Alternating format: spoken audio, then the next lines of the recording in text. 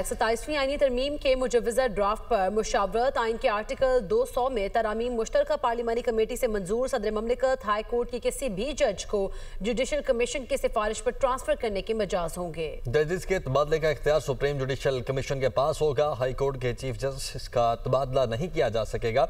ऐसे किसी जज का तबादला नहीं किया जाएगा जो किसी दूसरी अदालत के सीनियरिटी पर असरअंदाज होकर चीफ जस्टिस से सीनियर हो। ट्रांसफर होने वाला जज दूसरी अदालत के चीफ जस्टिस से सीनियर नहीं होगा। ट्रांसफर से इनकार पर जज को रिटायर कर दिया जाएगा। रिटायरमेंट की सूरत में मुकर्रर मुद्दत तक की पेंशन और मुराद दी जाएगी। यासिर मलिक हमारे साथ मौजूद हैं। यासिर, क्या डिटेल्स हैं?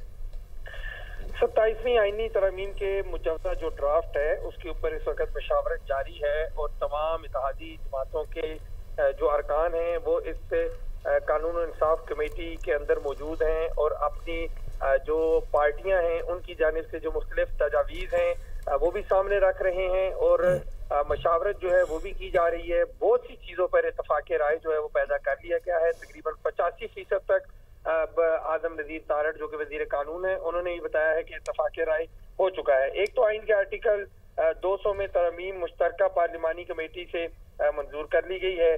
सदर मुमलिकत हाई कोर्ट के किसी भी जज को जुडिशल कमीशन की सिफारिश पर ट्रांसफर करने के मजाज होंगे। जो मुजव्वज़ा तरमीम जो है वो सामने आ गई है। हाई कोर्ट से जजेस के तबादले की सूरत में मुतलका हाई कोर्ट के चीफ जस्टिस जुडिशल कमीशन के मेम्बरान होंगे, जबकि जजेस के तबादले का इख्तियार जो है वो सुप्रीम जुडिशल कमीशन के पास होगा।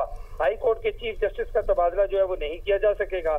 ऐसे किसी जज का तबादला नहीं किया जाएगा जो किसी दूसरी अदालत की सीनियरिटी पर असरअंदाज होकर चीफ जस्टिस से सीनियर हो जाए। इसी तरह से ट्रांसफर होने वाला जज अगर दूसरी अदालत के चीफ जस्टिस से सीनियर नहीं होगा, जो है वो दूसरी अदालत के जो चीफ जस्टिस होंगे उनसे सीनियर नहीं होगा। ट्रांसफर से इनकार पर जज को फौरी तौर पर इन तरमीम को मंजूर कर लिया गया है। यासिर, बहुत शुक्रिया आपका।